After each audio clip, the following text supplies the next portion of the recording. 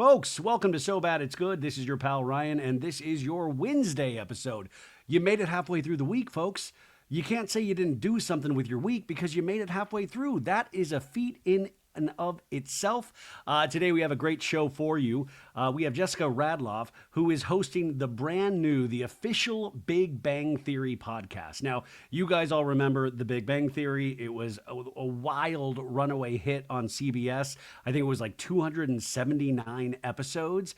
So she has this new podcast. You can stream it on Max. Yeah, you can stream it on the Max app, but also Apple Podcasts and Spotify. And this is done with full permission of everybody creatively involved in the Big Bang Theory. Like, she talks to all of the bigwigs, and I am such a geek for how TV and film are put together that this was a no-brainer for me.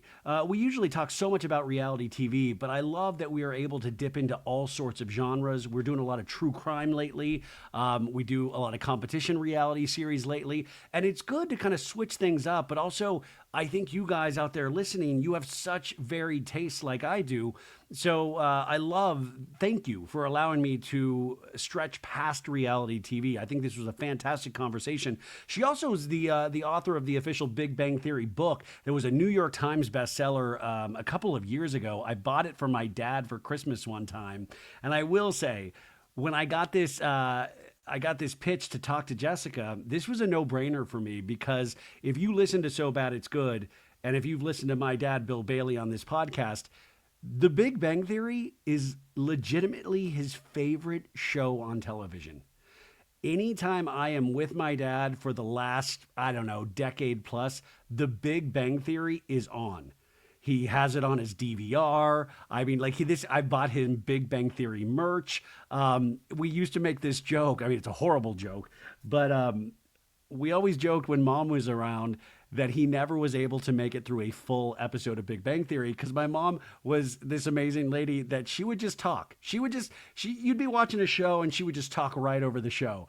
And so we made this horrible joke. It was probably a couple months after Mom passed, where we're like, Dad, you're able to watch all these shows again and actually discover what the storylines are because you're not being interrupted. And we shared a good laugh, and that's what it's all about.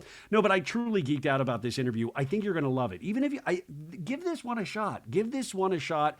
Even if you don't think it's going to be your thing, I think it breaks down sitcoms. Multicam sitcoms, single cam sitcoms, the differences between each, how amazing the actors were, how amazing the creator and writer Chuck Lorre is. And I think you guys, like myself, have such varied interests, and I really appreciate you allowing me to do episodes outside of the reality show format. We've been dipping into a lot of true crime lately, which I love, but I love talking about narrative storytelling, and all of these amazing TV shows that we grew up with. So I think you're going to like this. So if you have any Big Bang Theory fans in your life, recommend this interview and recommend this podcast. It's already hit like the top 10 in TV and film. And they've already done 41 episodes. Only 2 episodes are out as of now, but they're going to add one each week. But this was just great. I was so excited to talk to Jessica. We're going to do a couple other pop culture stories before then. So if you want to skip to that interview, remember, there's a timestamp. I'm not going to even know if you skip. I will never know. I will not be the wiser, so it will not hurt my feelings at all. Maybe a little. If you do like the podcast, please consider leaving it a 5-star rating on Apple Podcasts and Spotify. What up to my baddies, my Patreon? We did a Patreon live the other night, and I did an hour-and-a-half episode on Sunday night where I broke down the finale of Severance. We talked White Lotus. There's so much good fictional television on right now. And I think it's really, I really went into this on Southern Charm and Summer House, the recaps the other day, that I'm like, there's such good fictional TV shows on right now that it's going to have to make reality shows step up their game. And I think that's a good thing. I think that's a good challenge that reality shows should be looking to get better, because we know when you're in a good season. Now, tonight we had the finale of Real Housewives of Beverly Hills. We'll do a full recap that you'll hear on Thursday. very frustrated with that show. I'm not going to lie to you, very frustrated with that show. But I woke up with to some news today. We've been talking that there's going to need to be some big changes in Beverly Hills, just because I felt like it is not gelled this season. There have been some high moments, but a lot of just like, hey, we're watching a show. But I woke up to the news that Garcelle Beauvais exits Real Housewives of Beverly Hills. She was on this show. This was her 5th season, and she made a video statement and posted it to her Instagram. And she says, "It's been a wild ride. Some amazing things have happened, and some hard things have also happened, but it's been a ride nevertheless. One of the reasons why I'm leaving is my family, my boys. Their last year of high school is next year, and I want to be a part of that. And Jade is starting a new career, and I want to be a part of that too." Remember, he's modeling now. "Secondly, I have the most exciting projects that I am developing, producing, and acting in. I can't tell you anything now, but you'll know soon." She then went on to thank Andy Cohen, producers, crew, and of course, the ladies. Minus Erika Jayne. No, she didn't say that, but I wish she had. I wish she would have and screw you, Dorit and Erika. Ugh. And I wish she ended it with and Kyle, I'm still going to ask questions about Morgan. But she says that Andy Cohen said the door was always open. She could come back anytime. And she said, "You never know. I might pop back in sometime." She continued, "To the fans, I want to say thank you so much. You guys have cheered me on, supported me, and sometimes even fought for me or on my behalf. It means a lot, and I hope you guys will continue on this journey with me. It's not goodbye. It's see you later. So see you later." Now, I'm not devastated by this news. I like Garcelle a lot. I liked that she was one of the only people in these last couple of episodes to try to press Kyle about her life. And I almost got scared of oh my God, you press Kyle about your life, and then all of a sudden you're leaving the show. Is that saying just Kyle is untouchable like we've been theorizing? But I think this is truly Garcelle deciding to leave, because usually if they're not renewing somebody's contract, they let them know after the last reunion airs, like a week or two after, or sometimes that week after. So I do legitimately think this was Garcelle's decision, but we'll see. Tonight's Watch What Happens Live, Erika, Jayne, and Bose were on, and we'll talk more about that on Thursday's Beverly Hills recap. Erika, you repugnant. Oh, just so frustrating, Erika Jayne. The shtick sometimes just wears thin. I mean, my own shtick wears thin, but sometimes you're just like, oh, girl, what are you. But she kind of insinuated that Garcelle quit after the reunion that day, and that everybody had known about it. And Andy was kind of like, I don't know. So we'll see if more information comes out tomorrow. Usually more information always does. We got the Beverly Hills trailer for the reunion today as well. And we'll go over that on the recap as well. But there are some really interesting moments. Like Kathy Hilton's like, well, I told my daughters that I might be a lesbian too. And Kyle's like, I don't need you to stand up for me. He was like, Kathy, what do you do? By the way, the favorite part of the finale for me tonight was Kathy Hilton. Everybody's in these glammed outfits, and Kathy's just like, I'm in just my basketball shorts. Yep. And she admitted to tinkling, and she had to go change during dinner. God bless Kathy Hilton, one of the brighter spots in this season of Real Housewives of Beverly Hills. But yeah, we'll go over all that on Thursday. I want to process my thoughts and some of my anger. And I think the Garcelle leaving, it's, I'm curious who's going to be there in Sutton's corner. I don't know if Jennifer Tilly is up to that challenge or even wants to. She doesn't need it. And I think she was like, it's crazy that we're not. I thought this is a sisterhood, and it's a lot of fighting. So who knows if she's going to return? I bet Sutton's potentially begging her to return. But I think some more changes need to be made with Beverly Hills. And, I said on Monday or Tuesday's episode, the Kyle Richards and Morgan Wade photos from overseas, they were in Amsterdam, posted it on social media, and then I believe they're now, is it Paris? And they were posting that on social media as well. I'm like, wait, so you can be on the social medias, but you can't talk about it on the show. And to me, that is not any form of reality. I'm sorry you have chosen to accept a paycheck where it talks about your actual life, but I would like to know your actual life. And the thing is, I don't give a rip about Morgan Wade but just just say she's your friend. Just say, God, she's your friend. We're taking a friend's trip.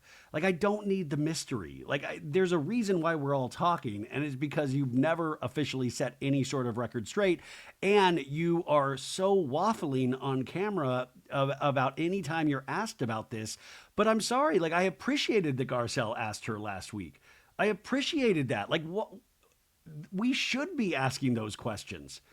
It just seems like if we're not going to talk about the actuality of people's lives, that's the whole point of the show. And I think that's where Beverly Hills has fallen a little flat this season. And by the way, I feel like I'm being kind by saying a little flat, but Garcelle, thank you for your time. Thank you for your service. I'm sure she will pop back in.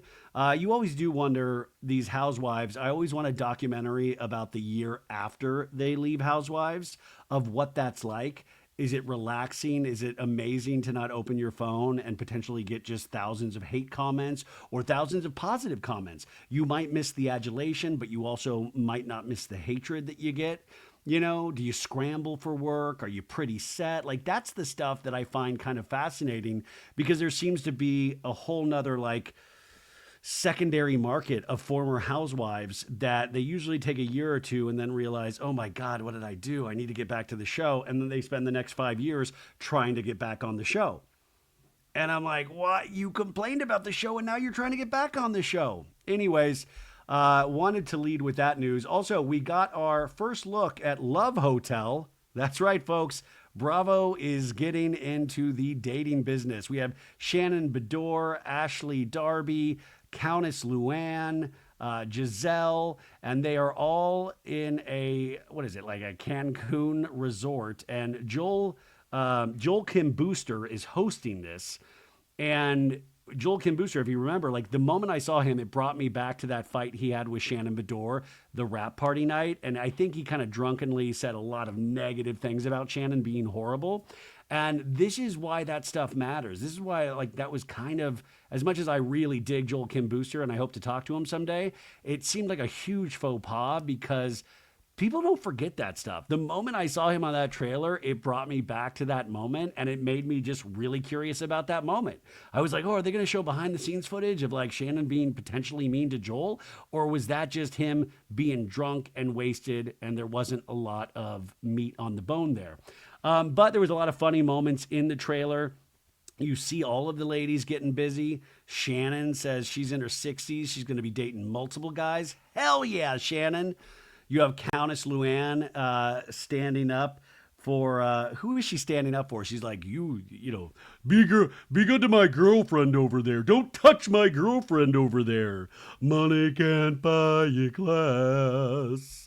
It looks like a mess, and it also looks delightful. It premieres April 27th on Bravo, so we have that to look forward to. I'm very excited about that. Are you guys excited about that like I am? Or are you kind of like, I feel like we need to support Bravo right now. I don't know. I'm worried. We got to support. Also, I wanted to talk. I got a lot of interesting feedback about the Teresa Louis portion of the podcast yesterday. And I did leave off one part that I am kicking myself about, because this was like a huge thing that, like, what kind of like irked me in the first place was all of this stuff about the tax liens had come out. And Teresa posts a photo of her in full glam, and her t-shirt says, I speak fluent French, Hermes, Chanel, Dior, Saint Laurent. And the caption says, new week, fresh goals, unstoppable energy. Let's make this Monday the start of something amazing. No, let's just pay our tax lien. Let's not. And by the way, I don't know how the tax lien stuff works. Is there like a tax lien department where they're like, hey, Sergeant, I'm just calling, in the tax lien department, there's a sergeant. Sergeant, Teresa just posted something where she says she speaks fluent Hermes, Chanel, Dior, and Saint Laurent. Like, should you be, this is the kind of behavior that is like, stop this kind of behavior. And also, like, I know that the thing of, like, we always want to keep up these appearances or make our lives look so much sexier and wealthier than they actually are.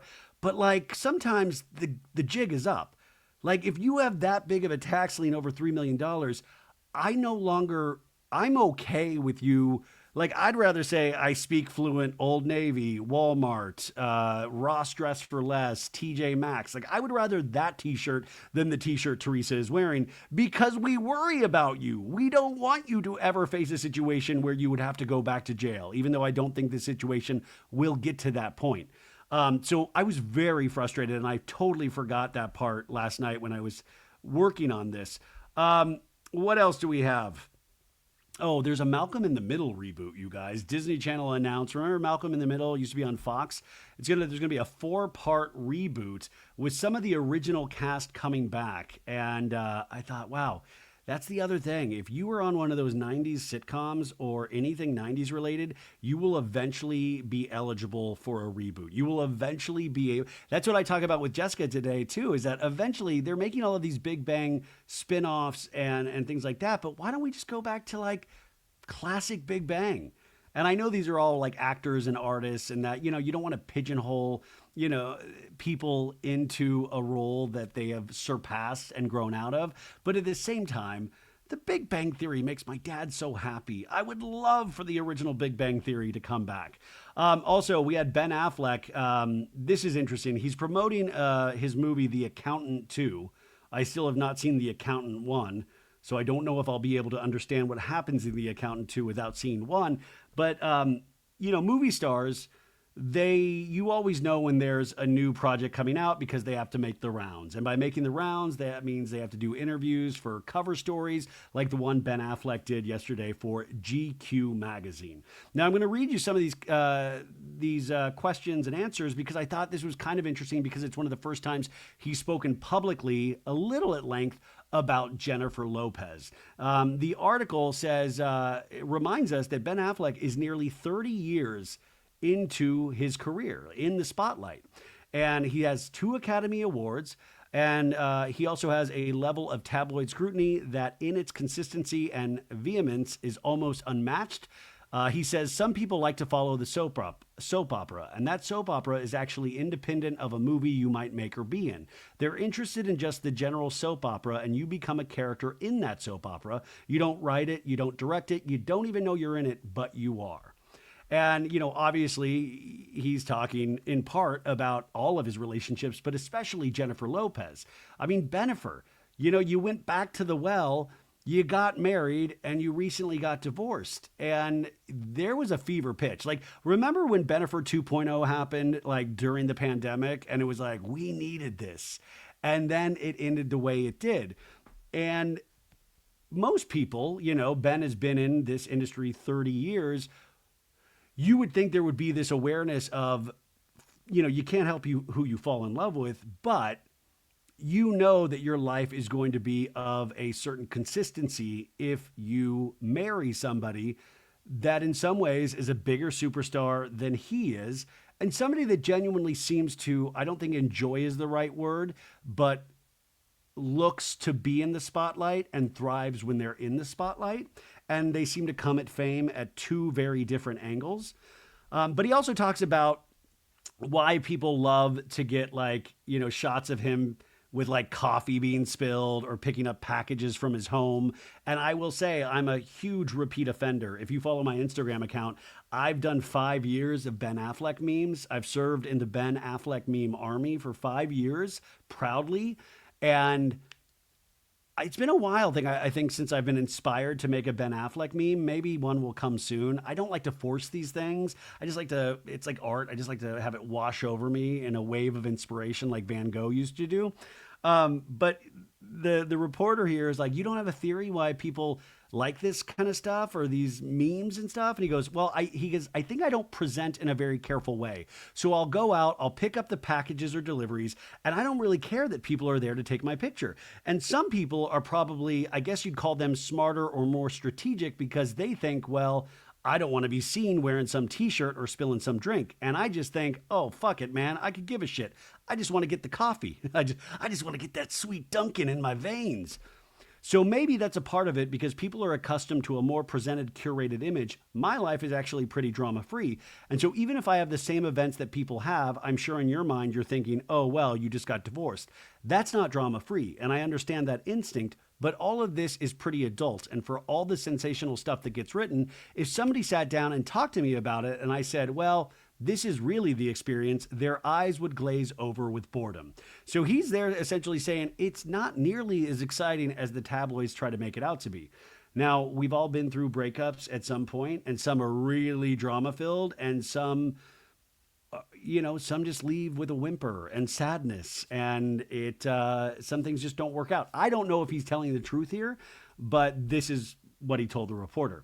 Now, the reporter goes, do you know what I'm actually thinking about right now? You did just get divorced from Jennifer Lopez, and there's a scene in a documentary she put out last year called The Greatest Love Story Never Told.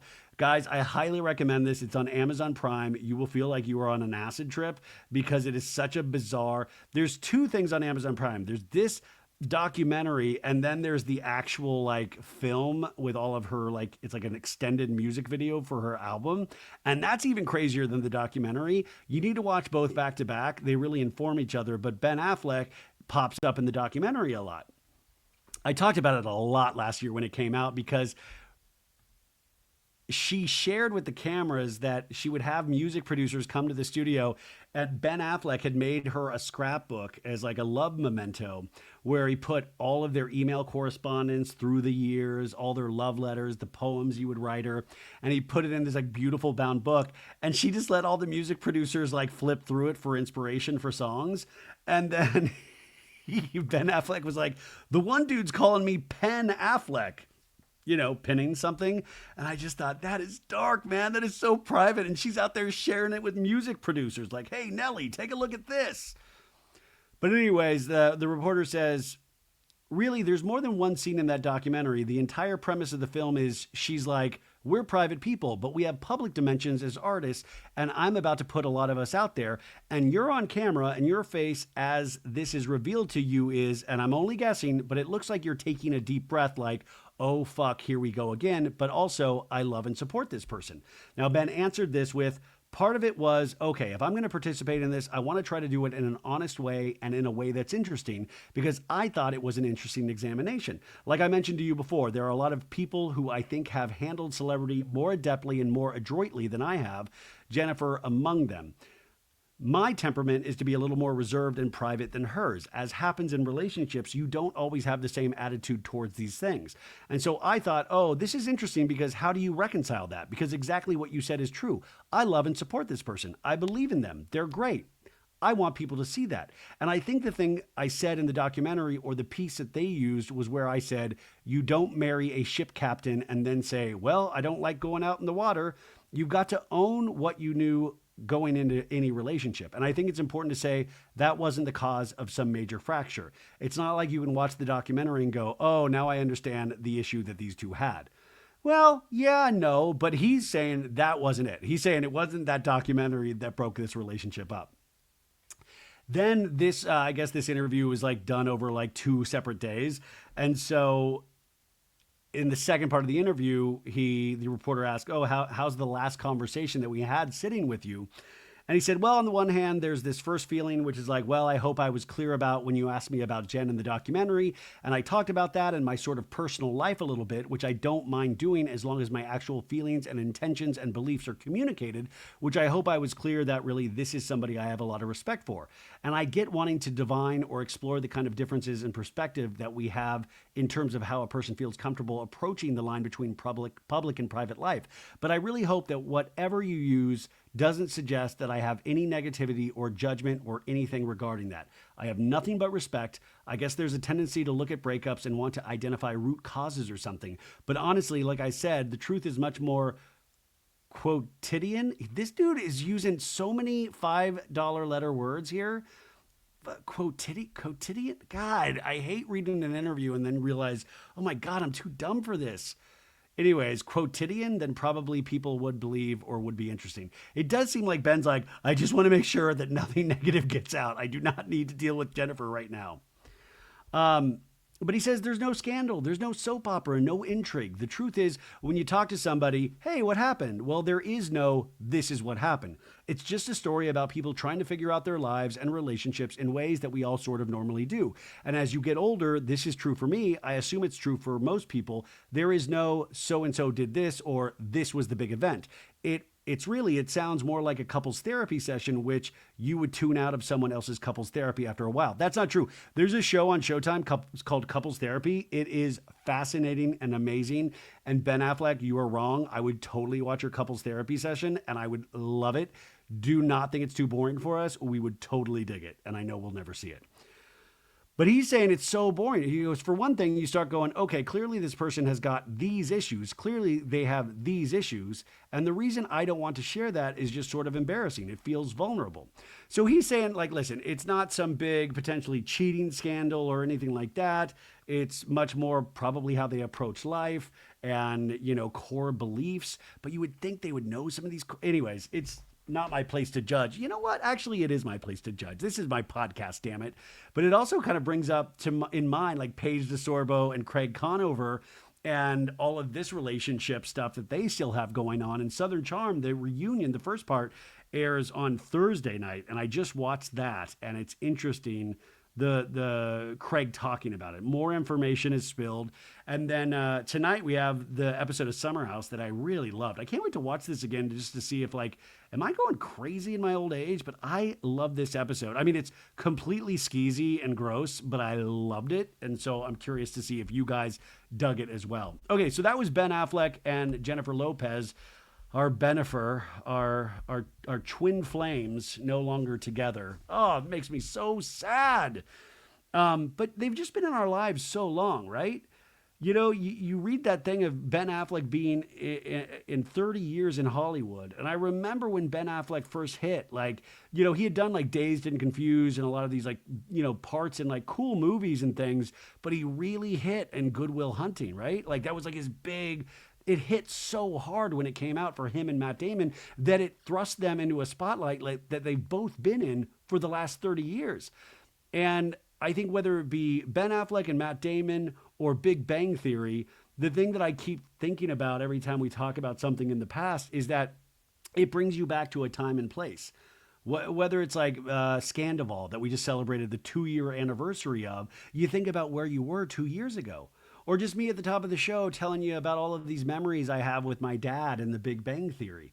These shows, these actors, these artists, they mean something to us. And I think that's the conceit of this podcast from the start was that it's okay for this to mean something to us.